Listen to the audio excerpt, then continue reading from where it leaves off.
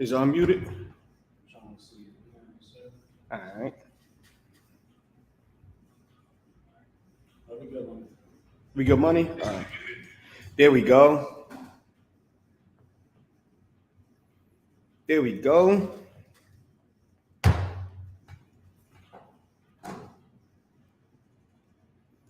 Let me see.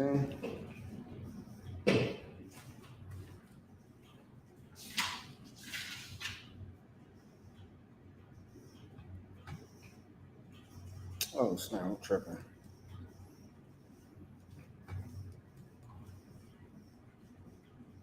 There we go. All right, bet. My headphones were still connected and I left my case home. I'm pissed. All right, we the Israelite School of Universal Practical Knowledge. Started out of 1 West, 125th Street, Harlem, New York. I'm Priest and Officer Don Yala. If you got any questions, type them in. If not, we're going to move on. Let me know if anybody got any questions online.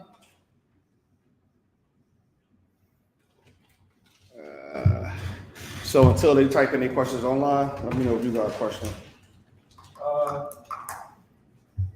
So I was building up precepts on the Lord, punishing evildoers. That's what I was looking into. Because of recent events, I picked up on somewhere the Lord punishing us by pestilence, by plagues, by the sword and famine. So something around that. So what you want, like more precepts on? Oh God damn, this fire! Who did this?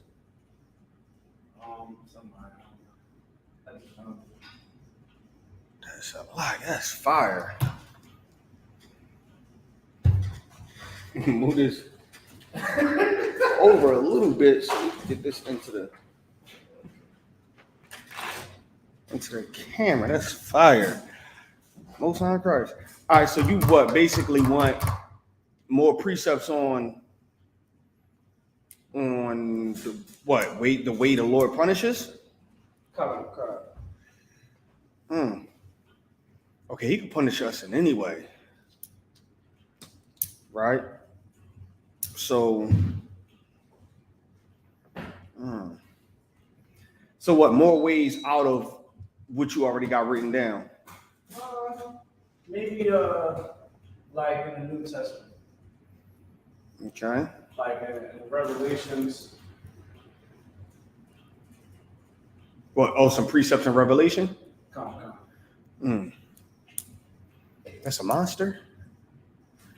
Crazy for drinking mine. I don't drink monsters past 3 o'clock. I'll be up all night. I'll go to sleep tomorrow if I drink a monster right now. But nah, all right, so ways he could punish us. Like if you could, like I know some of the stories where it says be not partakers of her sins. Our sins, okay. Like going into that, like the backstory of the backstory and be not partaker of her sins? Yeah, like that check. Yeah, let's pull it. Let's pull it if you got it. Yeah, perfect. Because the Lord could punish you in any way, shape, or form. Right? You wouldn't know if it's a punishment if you wise enough. Like unfortunately, some of our people don't know. Some of our people, especially Christians, think being punished is a blessing. Which is why they do it. Like they think fighting cancer is a blessing. And they continue to smoke. They think high blood pressure is a blessing and they continue to eat foods they shouldn't. And it's not. It's a punishment from the Lord. Now, not everything is a punishment from the Lord, because some stuff that the Lord used to punish one person, he might use it to create a miracle in another person. So this person might be going through it as a punishment. This person might be going through it as a goddamn miracle. Go ahead. Or, sometimes it could be a test where, you might be going through certain things, like where, he's testing to see how much you can endure and stay solid. Right. That's why I believe it's like a precept, like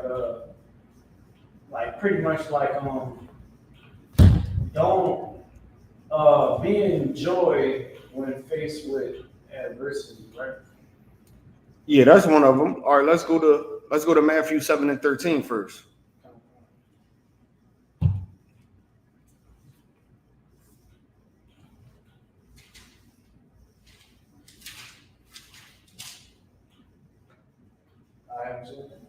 Let's read it.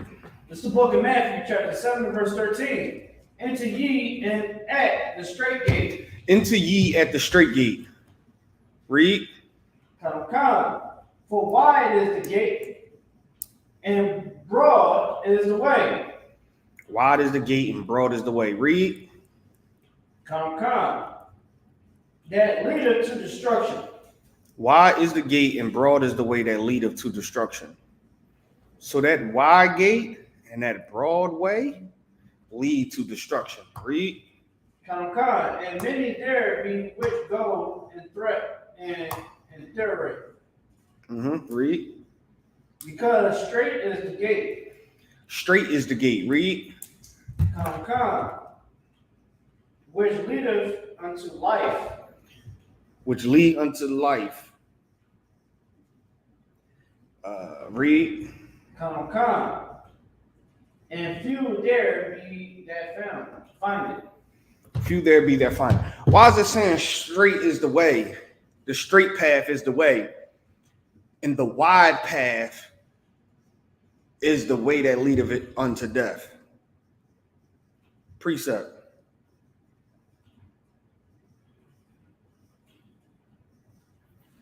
Go ahead. It talks about walk the narrow path.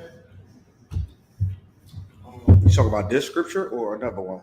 The precept, like when they talk about the narrow path, where it gives like the metaphor of water and fire. That's exactly, yup.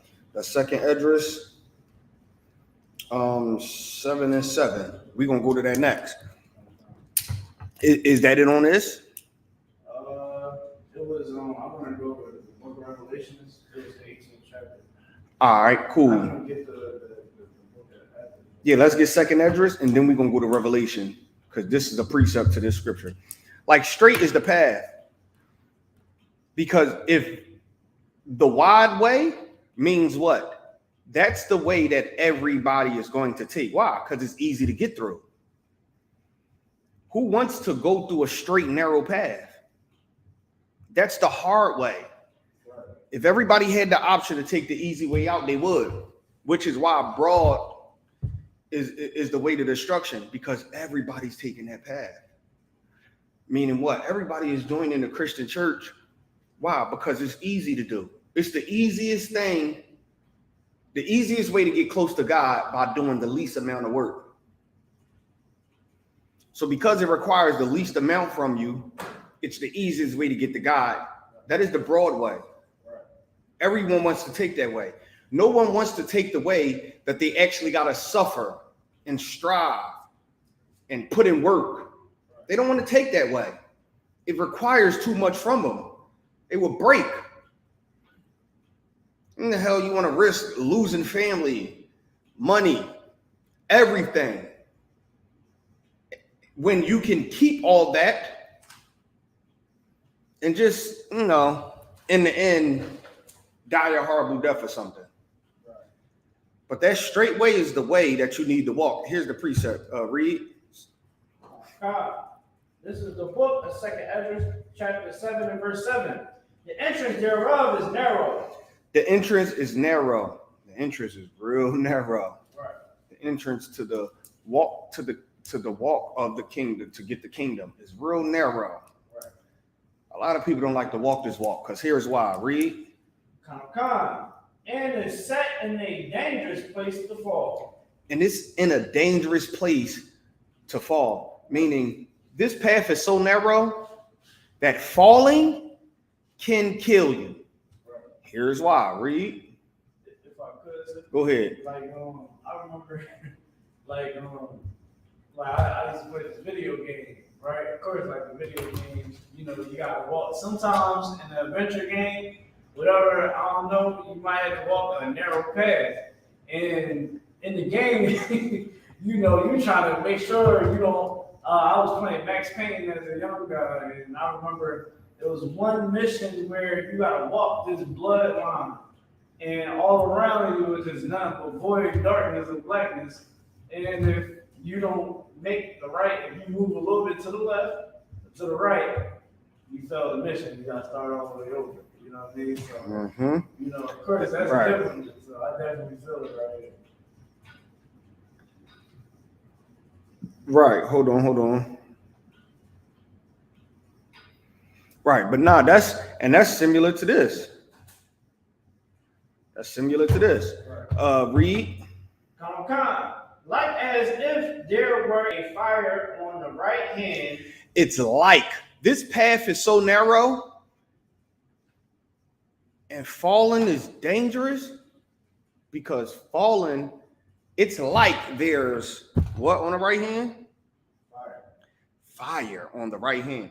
Falling is like it's fire on the right side. If you fall to the right, it's like you fell in fire. It's like you fell in fire.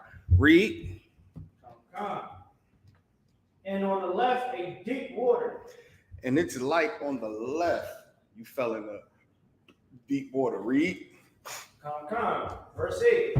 The only path between them, even between the fire and the water, so small that there could but one man go there at once. This path is so small to walk, only one person can go through this path at once. This is not like the wide and the broad path where more than one person can actually walk this way. This path is so narrow that only one person could walk it at a time. Because it's so dangerous. If you fall to your right, you're falling in fire.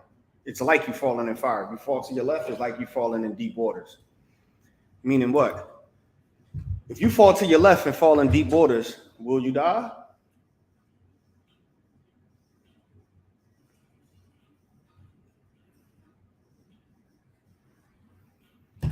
Will you die if you fall to the left in deep waters?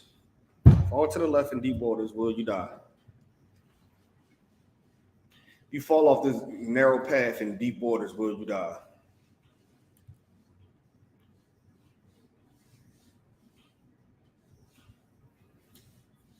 Let me know if anybody online answer.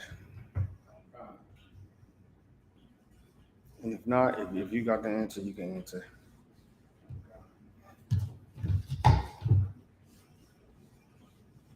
If you fall to the left or the right, will you die?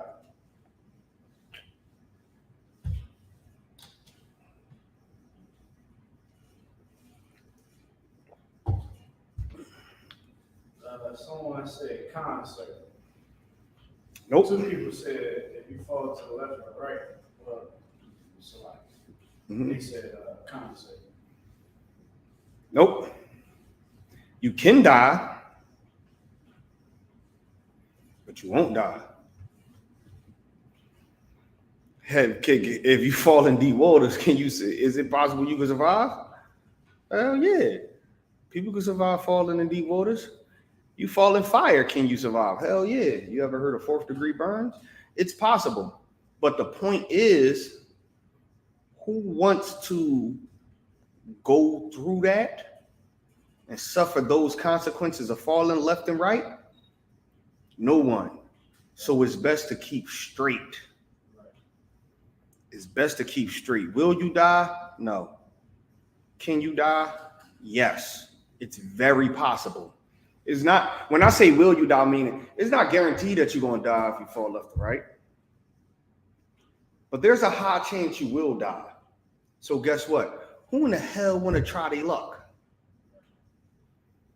And if you don't die, who in the hell want to live with 4th degree burns? 3rd degree, 2nd degree burns? Who the hell want to, be in the middle of deep waters? I don't give a damn if you know how to swim. You've never been in no deep waters, where it takes so much of your body to stay afloat, so much of your muscles to stay afloat. your body start cramping and giving out on you, and all you got to do is lay there and float.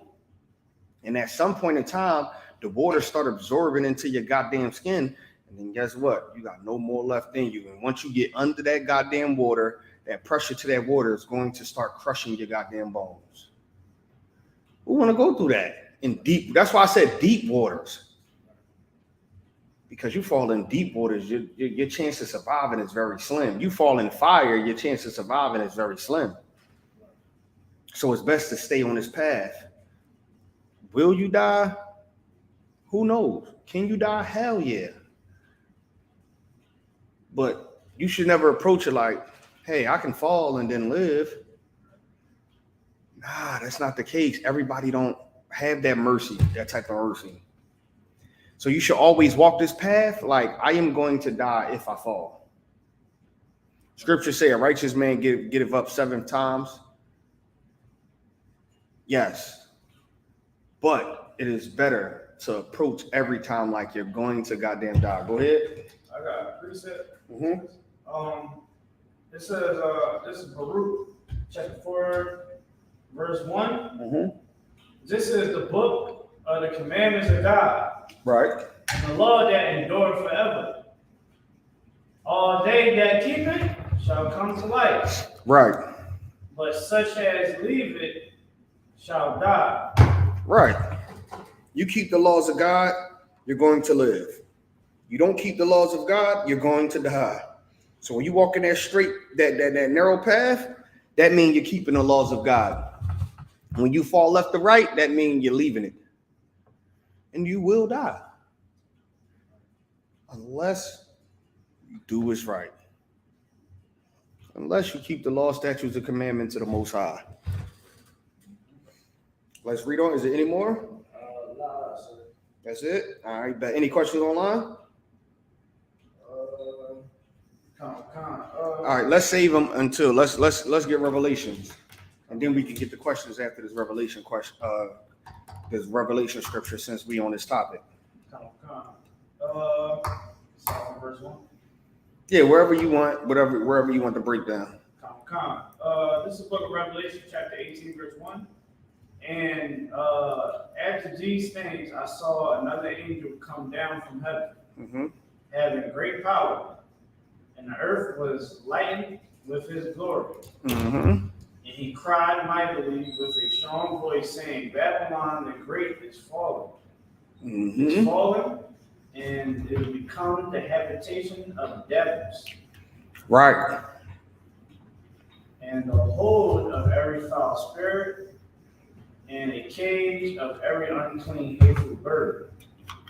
Babylon is fallen. Like the empire that fell, it's the habitations of devils and every unclean spirit, man. This place that fell, that's America. Every goddamn unclean spirit. America is the only place where people in other countries run to get freedom. Women want to dress like whores in other countries, but they get stoned. They come to America. Want to be homosexual, but you get stoned in your country, you come to America. You want to live off the backs of the blacks, Hispanics, and Native American Indians, you come to America. You want a sex change, come to America. You want to get high, come to America. You want to get married and the same sex, come to America. Come to America. Every unclean spirit is here. And there's going to be one day where an angel is going to come from heaven and say, Babylon the Great is fallen. Babylon the Great is fallen. Read on. Verse 3, for all nations had drunk of the wine of the wrath of her fornication. Meaning what? Go ahead. But everybody, like you just said, everybody partake in, her wickedness. So, and when they say every nation, meaning what? So every nation. So that drunk of the wine of her fornication, meaning what? Meaning like, for the nations, meaning like everybody in the world, every nation then partake in sins with this How? like, Give me some examples. So, like for instance, making government deals. Exactly. Yep. That's exactly what it is. Yep. They making deals to where as though a lot of these countries are starting to allow a lot of laws that they starting to let it slide over there. Like a lot of these nations are starting to allow homosexual rights in their countries and stuff. 100 years ago, they would never allow it, but because they're drinking the wine of America, they allow it now. Like even some of them Arabian countries, right? Some of them Arabian countries, you would get stoned for being gay over there. Some of them are letting you slide. You would get stoned for worshiping another god. Some of them are letting them slide. Why? Because of America. But Salaki, go ahead. No, I think what you're saying is heavy, because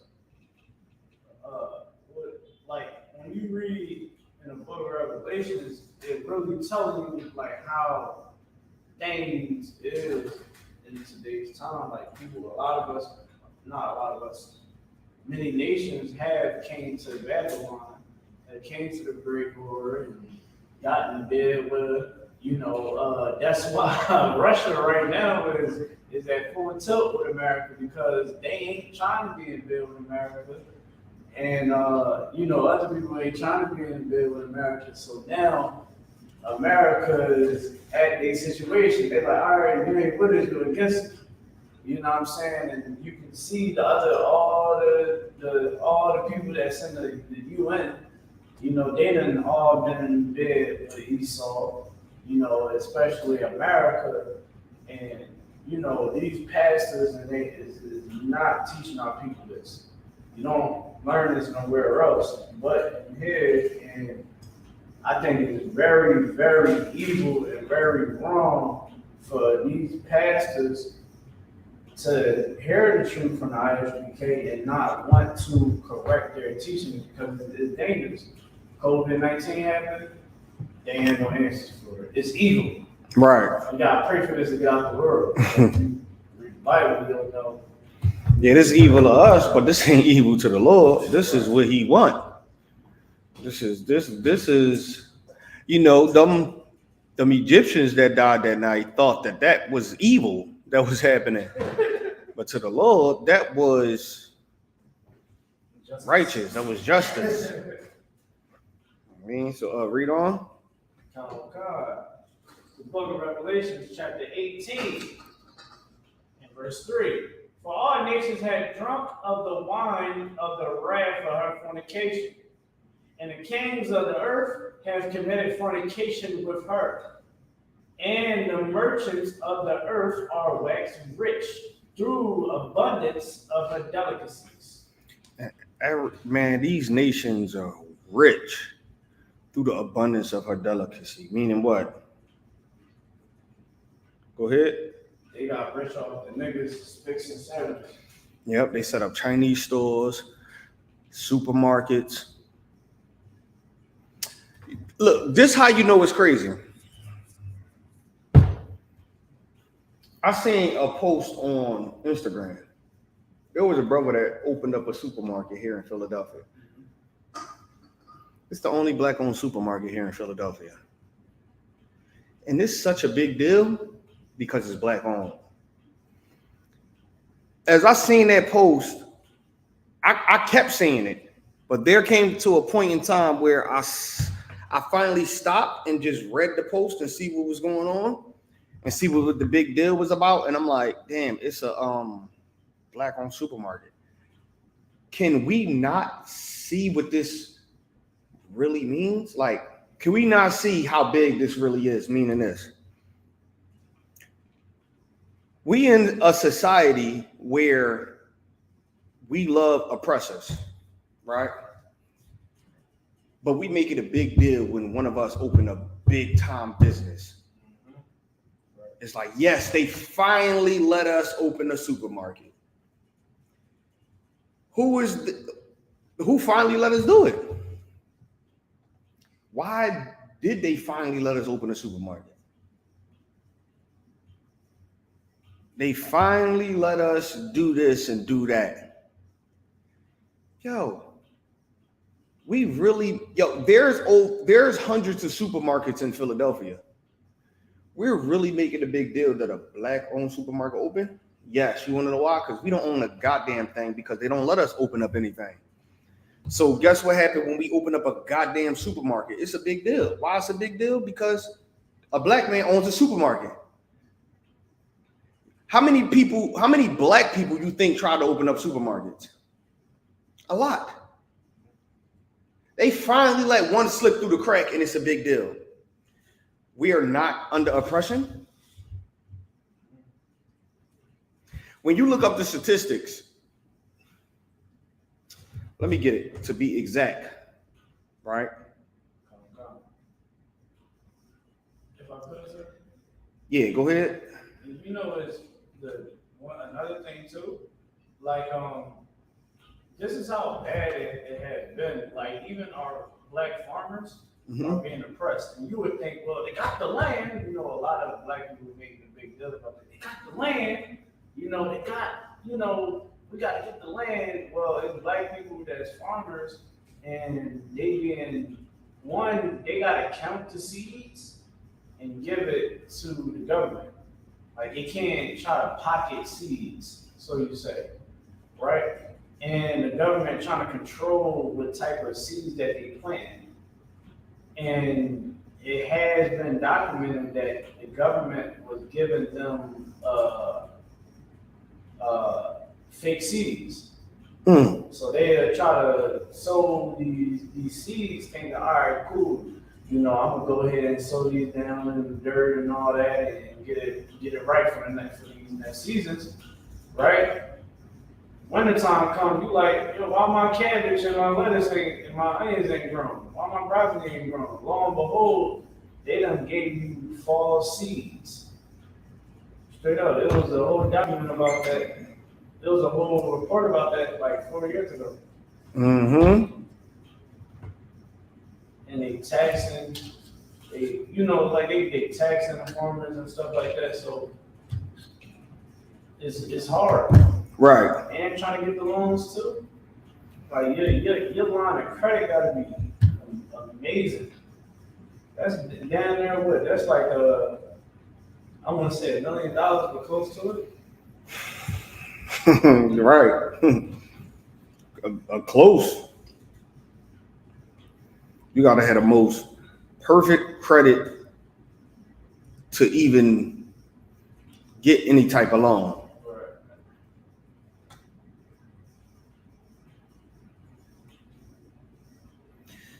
All right, so I got it. You see, black-owned businesses in the United States increased to 34.5% between 2007 and 2012. 2.6 million black farms. More than 95% of these businesses are solely proprietorships or partnerships which have no paid employees. About 4 in 10 black-owned businesses. Let me read this last part so y'all can understand. More than 95% of these businesses are sole proprietorships. Look up this word for me, Nakar. Sole proprietorships. It's PRO. Let me know when you're ready. PRO. PRIE TORSHIP.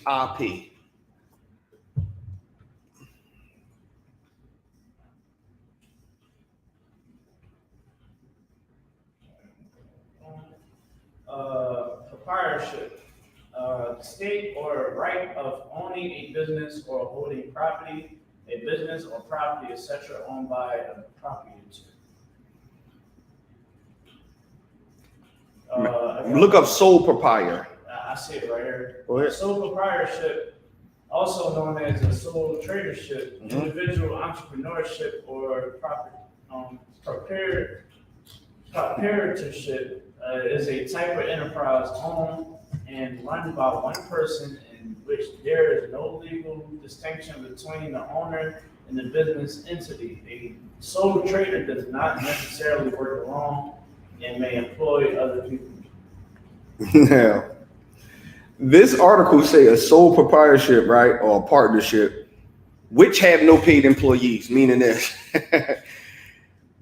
2.6 billion black firms, meaning 2.6 billion black owned businesses, right? But 95% of these, of this 2.6 million, 2.6 million, 95% of that 2.6 million is just some nigga with just a business license. He have no paid employees. That means someone who went and signed up for LLC and sell turtles, sell socks, walk around and try to sell oils. Someone who set up a stand and try to sell anything. They are counting that. As farmers? Firms, black firms, meaning a black business. Okay. Yeah. So 95% of the black-owned businesses in America has one employee, meaning the person who started the business. So if I go make an LLC tomorrow, I get an LLC and I go on the street and start selling shoestrings, they would consider me a black-owned business and put me in their statistics. So you look up the statistics of black-owned businesses and you like, damn, over 2.6 million black people in America own a business. Yeah, but somebody is on the side of the road selling waters.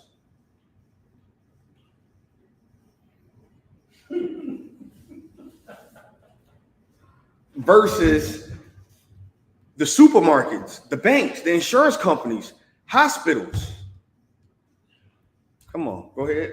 So basically, just to sum it all up, niggas, they making jobs, but the jobs ain't being able to circulate through our neighborhood. Basically. Yeah, it's just, it have no paid employees, meaning they don't have a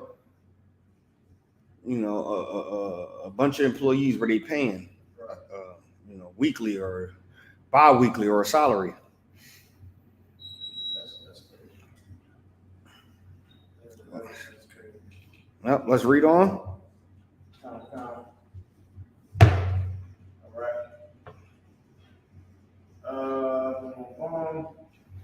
Verse 4. This is the book of Revelation, chapter 18, verse 4. And I heard another voice from heaven saying, "Come out of her, my people, that ye be not partakers of her sins, and that ye receive not of her plagues." Come out of her, my people, meaning don't be a part of Babylon the Great that cage every foul spirit. Don't be partakers in her sin. Don't be out there marching for, LGBT rights. Don't be out there marching for same-sex marriage. Don't be out there marching to legalize marijuana. Don't be out there marching, and for whatever they have going on. Don't be partakers in her sins. Don't celebrate Christmas, Easter, Halloween, Hanukkah, Kwanzaa. Don't celebrate Thanksgiving. Don't partake in her sins. Come out of her.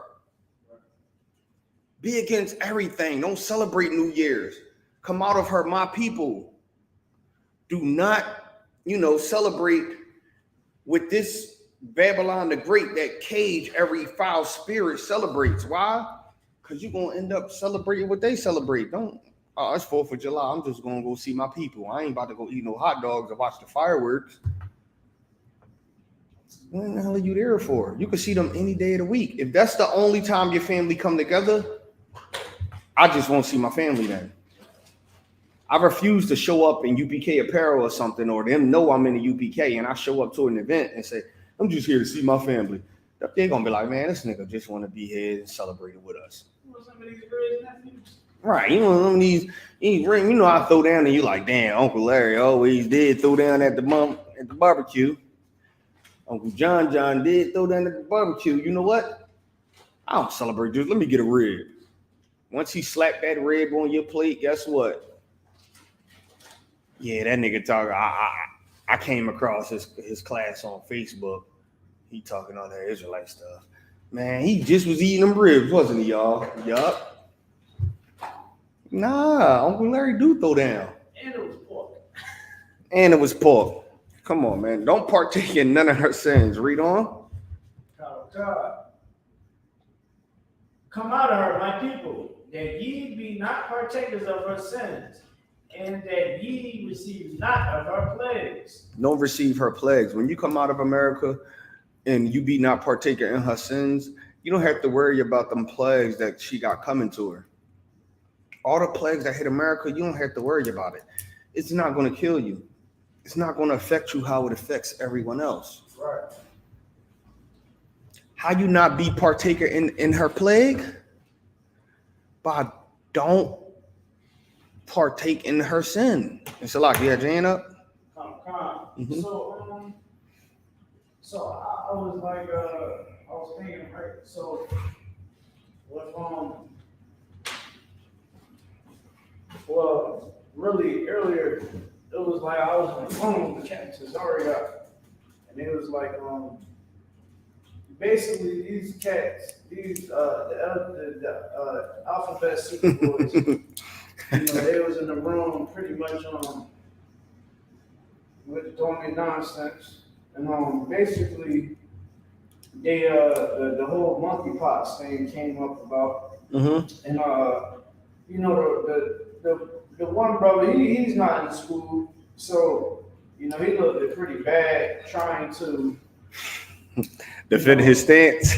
Yeah, I'm in the back chat, like, nigga, stand your ground. You know, I'm giving this nigga orders in his background in his back channel. You know what I mean? But no. So what these homosexuals was trying to, you know, they try to sway away from the monkeypox thing.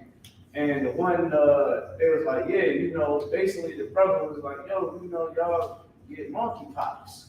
I mean, that is a specific disease that is y'all had. So the other gay people, they try to like disown that. The one gay people was like, nah, it is in our community, rampant as hell.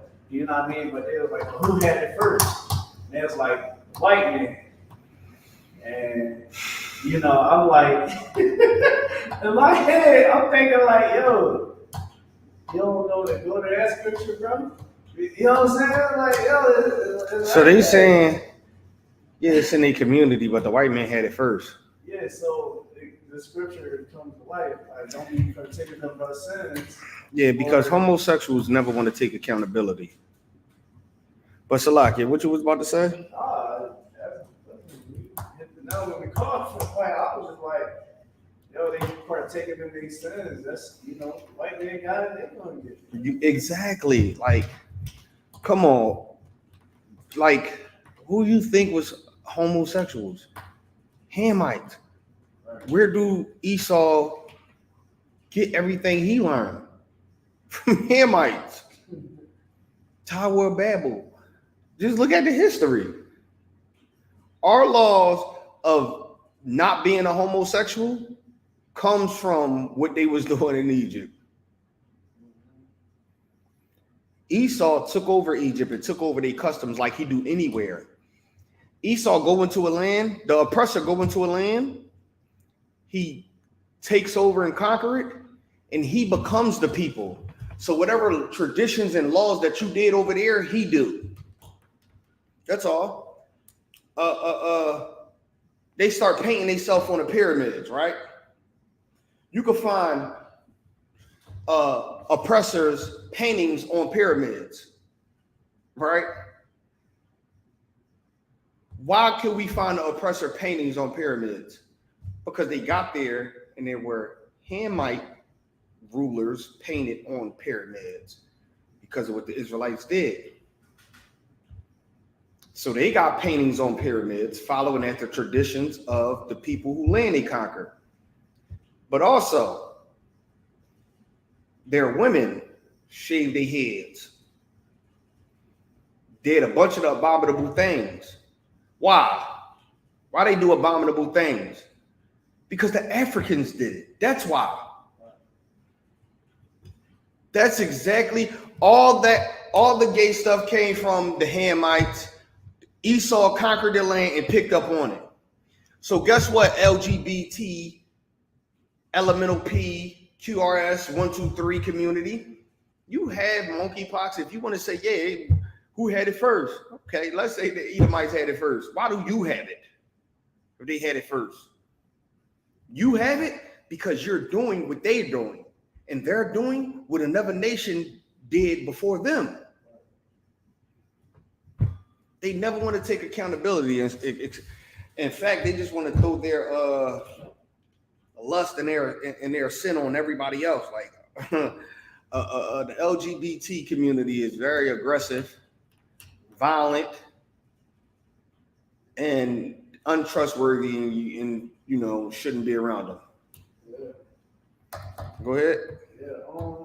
Yeah, for sure. You know, I think it's crazy because, like, when you look at how they operate, like, I was in this room the other night talking to these sisters, and it was, should women follow behind homosexual men or straight men? So I was like, that was an actual topic.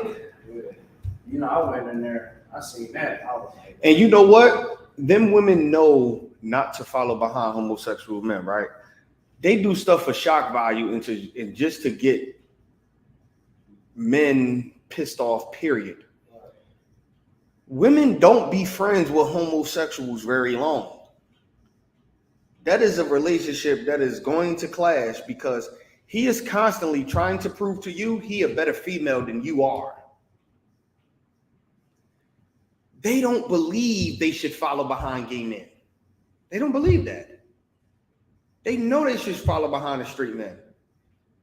Following behind homosexual man to them is like following behind another female. They know it, no matter what race you is. Why do you think every homosexual act like a black woman?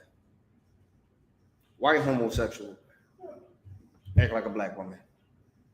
Chinese. Name any race on the face of this earth that the men act like homosexuals when they act like females. They act like black women. They copy black women. Black women don't want to follow after. That's not a goddamn woman. Girl, snapping the fingers, the twisting the chicken neck and all that, the language, everything they sculpture after. When they turn up and become a black woman. Why? That's what they copy. Black women ain't following after that. They following after, man, they using examples like that for shock value and just to get people pissed off. But come on. But let's you can finish.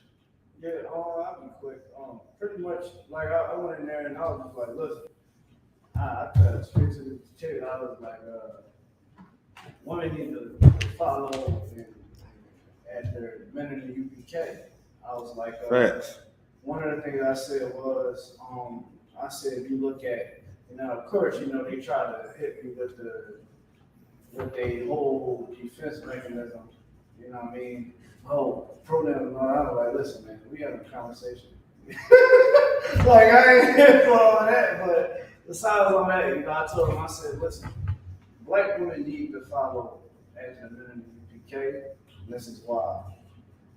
The men in the UPK teach women how to hold themselves accountable and to be responsible with their sex life. And I look at what gay men have condoned. I have seen y'all on the forefront of the feminist movement. I've seen y'all on the forefront of the abortion movement. I seen y'all literally say a woman can do whatever the hell she wants with her body, and she want to be a slut. F that baby. You understand? And y'all don't offer no other responsible ways that they can choose with their sex life. Your ways is do as I will. Our ways is to be responsible. Don't mess with. I say y'all should be promoting. Stop messing with bad dudes that's no good for you. You know, I said something else. But you know, stop messing with dudes that's not good for you. Wait. Don't have sex with everybody. Preserve yourself. We teach that and we see the results of that. When you teach women to get abortions and do as I will, now they have all these different baby daddies and coming up with viruses and diseases. And, you know, of course, they shuffle, but I made a point blank. Right. Which is a fact. Make better decisions. That's all. Just make better decisions. Let's read on. Come. Verse 5. For her sins have reached unto heaven, and God hath remembered her iniquities. And you could just stop me whenever you're done. I mean, that's pretty good. That's pretty much. All right. Most High Christ. Any more? That was pretty much it. We started talking about the cup that she had filled up. We have a question. Time check 827. And, we have a question that says, "Can you please give me a precept that explains high holy days?" Okay. All right. While I look up these precepts, could you hit me up with some more? There's some juice back there. You can give me some juice. What was the first high holy day? I was about to go right to Leviticus. Well, all I gotta do is look over there. Yep, it's Leviticus. We're gonna start at the 23rd chapter.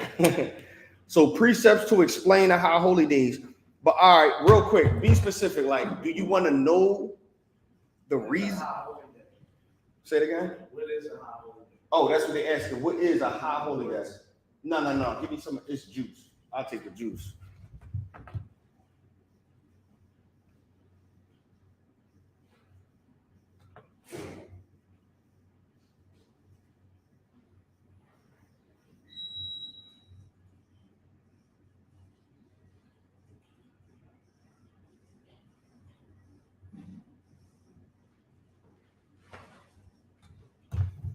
Most High Christ, the water. Hold on. So read the question again. What is a high holy day? Oh, what is a high holy day? Yeah, like what is a high holy day? Like precepts. Just like Leviticus, like you said. Right. Leviticus 23, the whole 23 chapter tells you all the high holy days. Right. When it is, you know.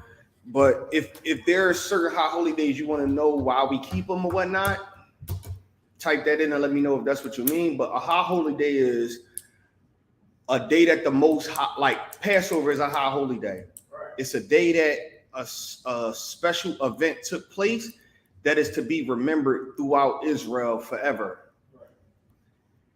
So when this event took place, the Lord decided that on the day and time that the day that the event took place for it to be remembered forever. So when you got things like Passover, Feast of Unleavened Bread, Feast of First Fruits, Memorial Blowing of the Trumpet, so forth and so on, Hanukkah. Those days, events took place, and the Lord decided that this will be remembered forever. And forever we will honor this day by remembering what happened. And you got stuff like the Sabbath, which is not a high holy day. It's just a day of observing. You got stuff like right, yep, the remembrance of what is that? You got what is it, Purim? Purim, Feast of Dedication. Feast of Dedication. Not tabernacles. Yeah, but you get the point. Like it's certain. There are the main ones in the Bible in Leviticus that it tell us to keep. So there's certain things that's not a high holy day, but we still keep it for remembrance. And then we got Passover, Feast of Unleavened Bread, Feast of First Fruit, like stuff like that is like high holy days. Yeah. So we got two. We got two observations, Mm-hmm. and two observations, and five. No. We have six. Yeah, we have six high holy days. Mm-hmm. Two remembrances or observations, and so with the Sabbath would be more so. Sabbath, it wouldn't be a high holy day. Sabbath would be. You know what? Let me double check on that. Because I'm almost positive. I'm like 50-50. You want me to pull it up? To what about the Sabbath? Yeah. Now I'm a double check with the general because I'm almost like 50-50 on if I don't think it's unless it says if it's a high holy day. Yeah, they say the 6 days shall work be done, but the seventh day is a Sabbath of rest and a holy convocation. Okay, all right, so we good. So it's a high holy day right there. There you go. So it says, "Ye shall do no work therein. It is the Sabbath of the Lord in all your dwellings. There are the feasts. These are the feasts of the Lord, even the holy convocations, which ye shall proclaim in their seasons." So pretty much when it comes to the Sabbath, it's just a day of rest, like it says in the law. It's a day of rest. Here we go. Is keep it holy, meaning just fall back. Right, yeah. Yep, like the rest of the high holy days. So there we go. So but was there any more questions? Sir. No more questions. All right, but if you got any more questions, type them in. Because if not, we're going to get into my topic. So I know I said something last week, and I'm gonna give y'all the proof on it. The NIV got 17 missing verses out of the Bible, out of the NIV Bible, so verses you can find in the King James is 17 verses that you can't find in the NIV. If anyone in the chat want me to go over a few, or if you would like all 17, let me know. Go ahead. All 17. You want all 17? I'm gonna send them to you. Let's go over a few, and then I'm gonna get into the Apocrypha if I had time. Go to Google. Pull up. I want you to hold Matthew 17 and 21 in the King James. Go to Google, look up an NIV Bible, and type in Matthew. Yeah. Type in Matthew 17 and 20 on the NIV, and then we're going to read from 20 to 22. And we're going Matthew 17. Yep. We're going to read the King James, Matthew 17 and 21st to 22, and then we're going to read the NIV, Matthew 17 to 20 to 22. Salaki.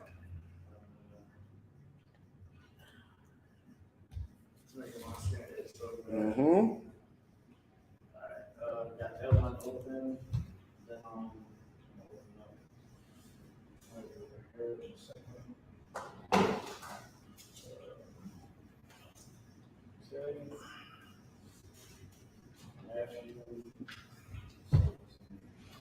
So hold on, matter of fact, before you get that, let's read one scripture. We're going to go through this.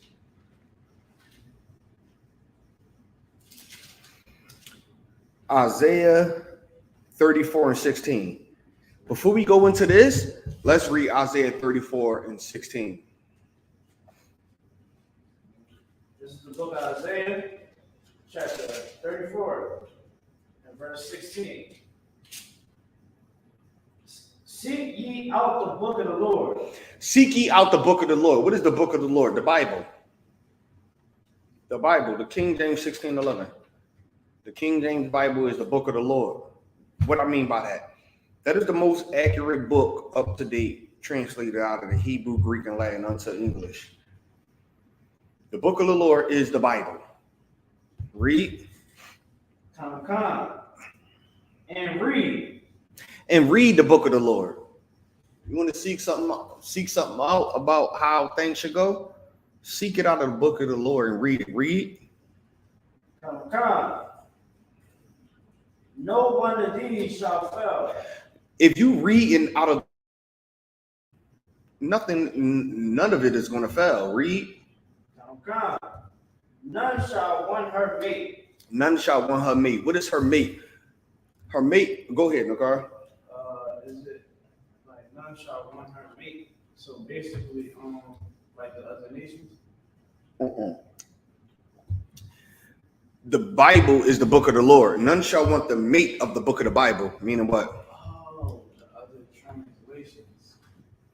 That's one of them. And what else? Quran. All these books that they say come out of the Bible, there's no point in reading them. Everything you need to know about life in the Bible is in the Bible.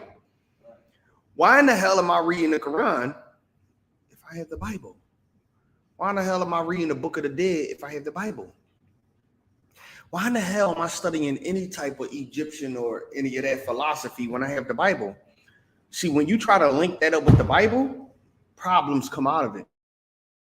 When you seek the Most High and you read, you realize that everything outside of this book, read it for what? Go ahead, read on.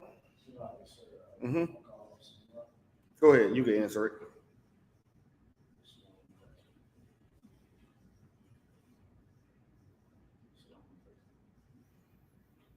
So what does it mean?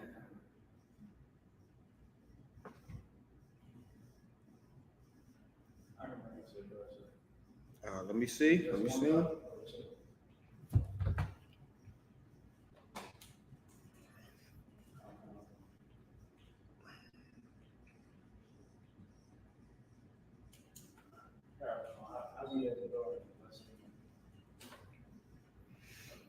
All right, Most High Christ. Let's get it.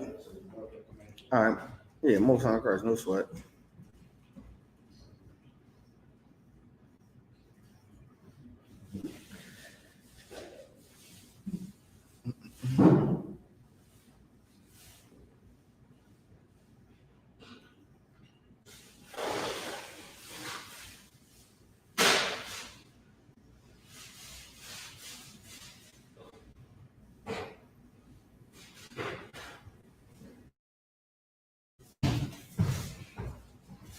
Yep. So hold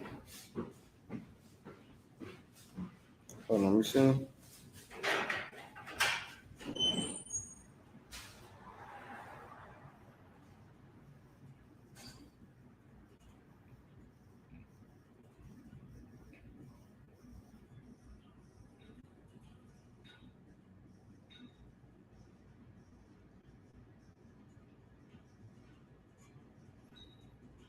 Bear with me real quick.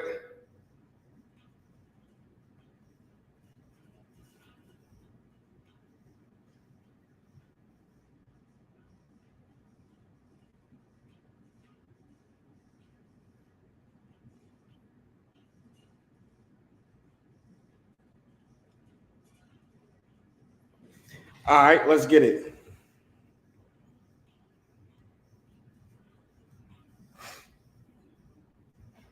When the brother come back, we gonna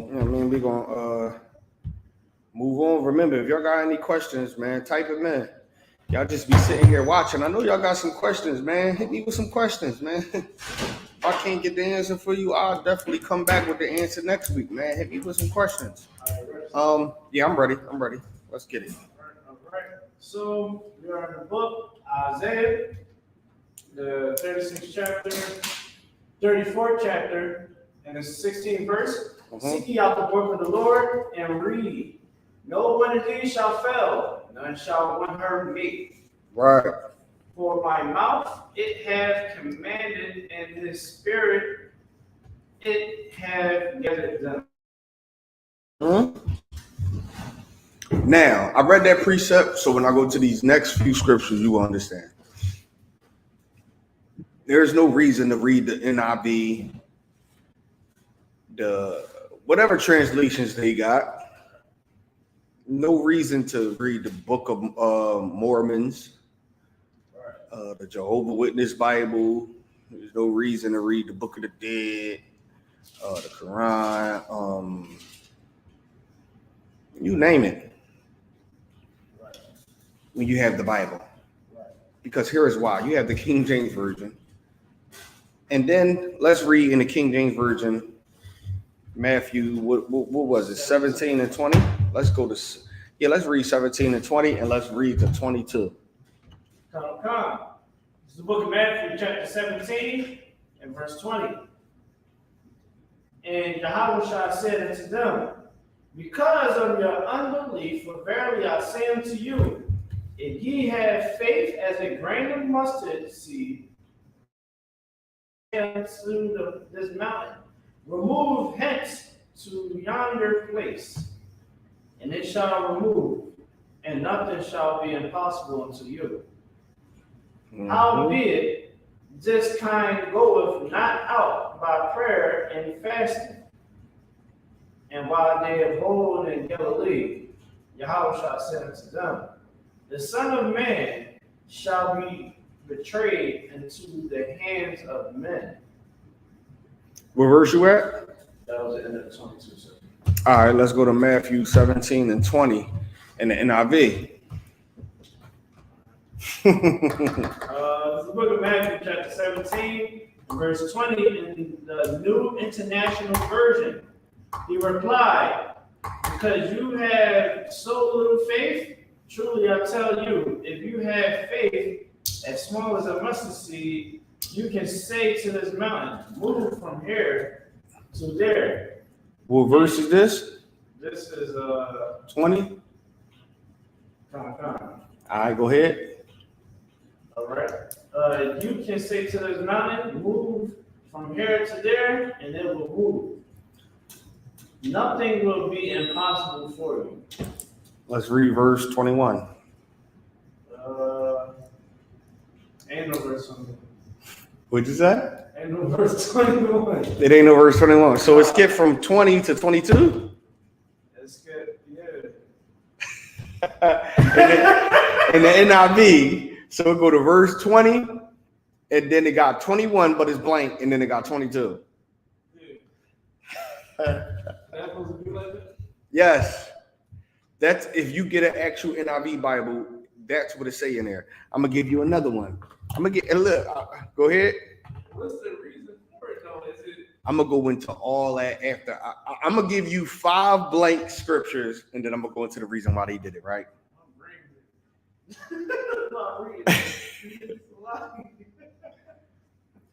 Go to Songs of Solomon 1 and 4, and let's read to 6. Songs of Solomon. Say one more time. 1 and 4.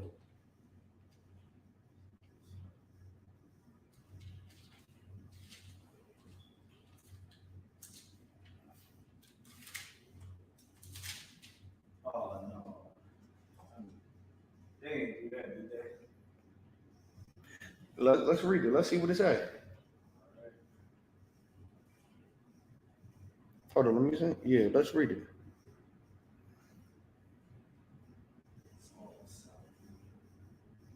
One and 4. Yeah, let's start at 4. Hold on, let me make sure this the one. This the one that I'm.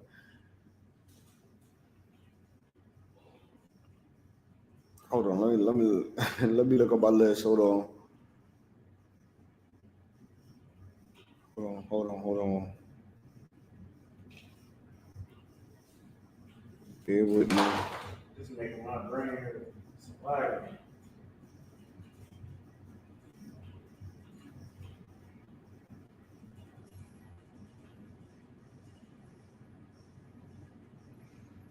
Oh, hold on. You know what? Hold on.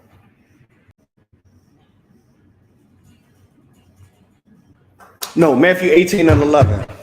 So this is not Songs of Solomon. I was thinking of something else. I was thinking of another translation, not the NIV. So what's the next one? Matthew 18? 18 and 11. Let's go to start at 10. Hold on. Let me, that Songs of Solomon mean. Hold on, let me look that up. 18. And 10. 18. All right. This is the book of Matthew, chapter 18, and verse 10 in the KJV. Take heed that ye despise not one of these little ones. For I say unto you, that in heaven their angels do always behold the face of my Father which is in heaven. Yep, hold on, bear with me.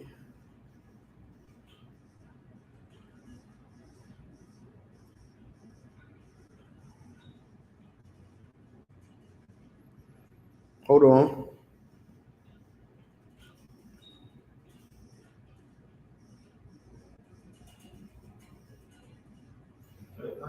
I'm gonna find it. The Songs of Solomon one, I use that because there's a virgin out there.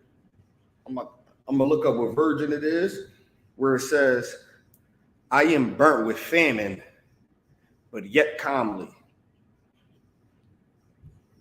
You know what they try to do? So what they try to do is, so a lot of Jewish scholars and a lot of them Edomite scholars, they try to use that because they know that they basically saying that they black. So like they say Judah mourneth and black into the ground, they trying to say like that's a condition. Exactly. It's really saying that exactly. That's the whole point. But they are black, you know, and they trying to say that King Solomon is, you know, pretty much like how he's rich and like how is he famine when he's rich? King Solomon was rich. Mm-hmm. And he was singing to females. What nigga? I don't know no black man that's singing and talk about I'm broke, but y'all ladies love me. Come to my tents and come give me some buns. You know what I'm saying? That's a fact. Hold on, Salak. Hey, Shalom, low price. Hello? Yeah.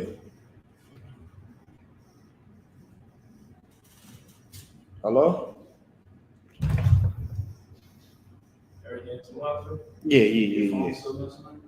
Hell yeah, that's all man. Like he just called me through the no, I'm about to send him a message to Facebook because he just called me and that couldn't even hear me. I couldn't even hear him, man. So Yeah, go ahead. Yep. This is the book of Matthew, chapter 18, verse 10. Take heed that ye despise not one of these little ones. For I say unto you that in heaven their angels do always behold the face of my Father which is in heaven. Verse 11. For the Son of Man is come to save that which is lost. Mm-hmm. Son of Man coming to save that which is lost. Now let's go to the NIV version. That's crazy. I'm gonna read. This is the book of Matthew, chapter 18, verse 10. See that you do not despise one of these little ones, for I tell you that their angels in heaven always see the face of my Father in heaven. Verse 11 is null and void. Not there. It's not there? Lies. It goes straight to 12. Okay. You know what? Let me give you one more. Matthew 23 and 13. Let's start at 13 and read to 15. You said what was that? Let's go to the NIV, Matthew 23 and 13, and let's read to 15. We ain't even gonna go to the King James Version because we get the point.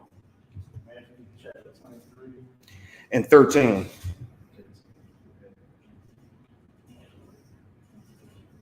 Yeah. All right.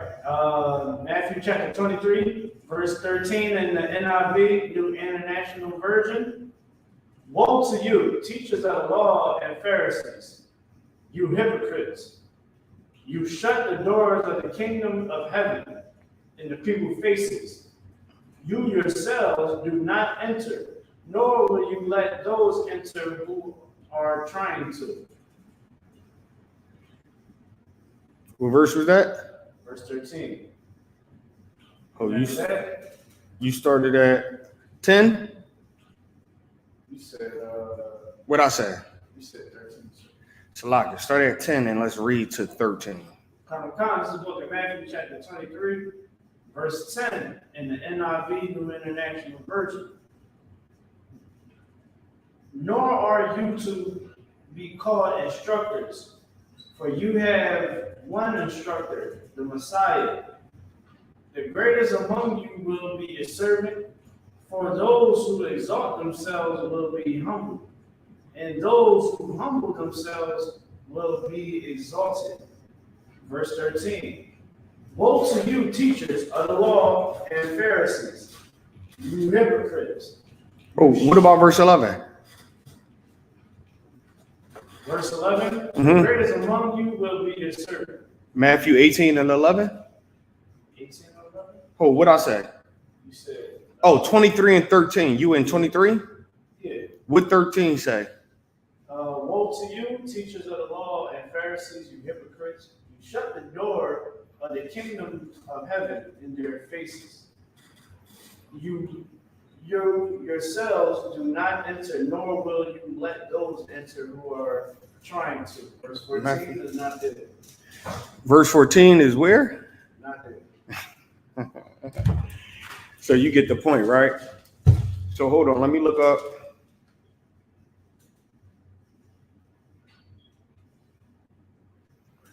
So y'all get the point, right?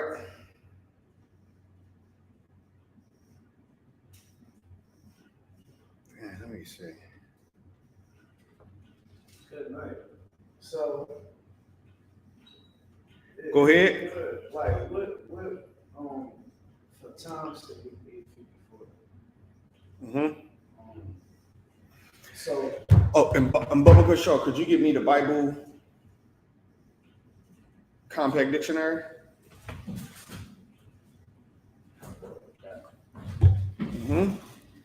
Yeah, so like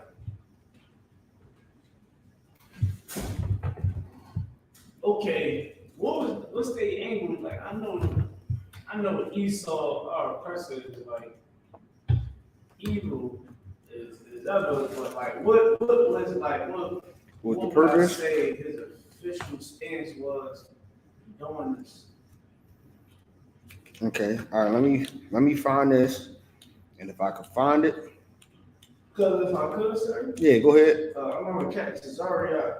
He was explaining on Clubhouse in the debate where how basically the other translations that we have out here, they explain how it is not it's not a translation, it's not the official translation from the Greek and the Hebrew.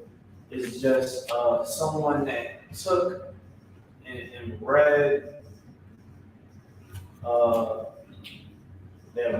the King James Version. They read the King James Version and then put their spin on it. Right.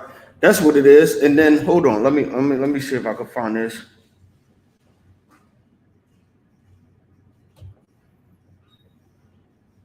Last point.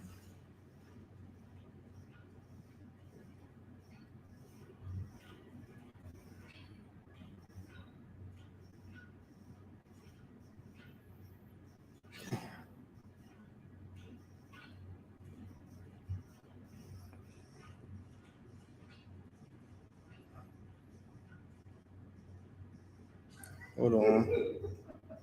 Mm-hmm.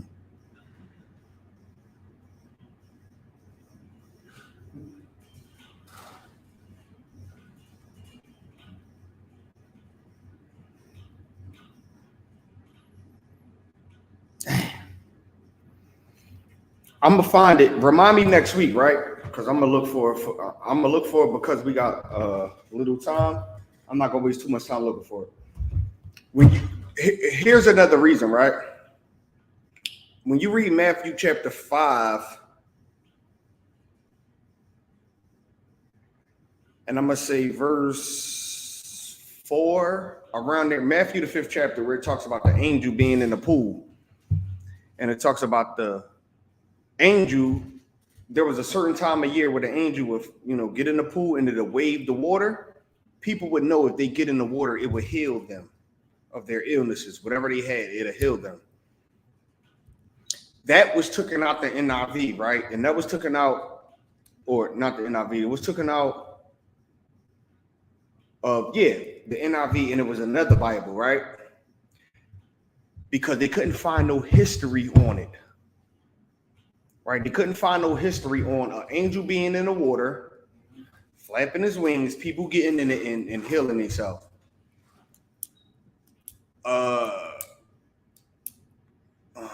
A while ago, right? It was a church. It was like, I forgot where it was at. I think it was over there. Right, where they knocked the wall down and they found archaeological proof, the archaeology of the angel being in the water, healing people. They found proof in a record of it when they did knock down this church. They found the proof of it, which then made them feel like, damn, them taking it out the Bible, they was wrong for doing it, because they couldn't find no history, no paintings, no nothing on it, and here it is all along. Somebody then built something over it so you couldn't find it. They knock a wall down and find it in the church. The painting that someone painted after seeing the vision of the angel being in the pool healing people. Somebody seen that, went, wrote it down, and they found it. But there's Bibles out there that don't have that verse in there. Why? Because they did research in history, and they couldn't find it. But they didn't look hard enough. It exists. It's in the King James Version for a reason. It exists. And I'm gonna find that scripture, and then I'm gonna find the story, and I'm gonna break it down. I'm gonna go into it next week. So write that in your notes. Go ahead. One of the things that one of the things that we did leave out. Well, one thing that we can say that they try to mess up with around was they had little faith. Like, they don't believe that it was an angel that went in that water that was giving miracles to the brothers and sisters. You know what I'm saying? Like, oh, you can believe the parting of the Red Sea or something as simple as an angel. It just shows how evil it is. It's like, what the hell are you doing? You thinking that you believe in God, you know what I mean, trying to translate these scriptures, but something as small as an angel doing miracles, and Christ came on the scene and talked about it. Mm-hmm. You know what I'm saying? But Esau, our oppressor, is going to be the oppressor. Right. So, like, is there any more questions online? No questions? No more questions in the room? All right, with that, pass the class off to priest and officer in the car.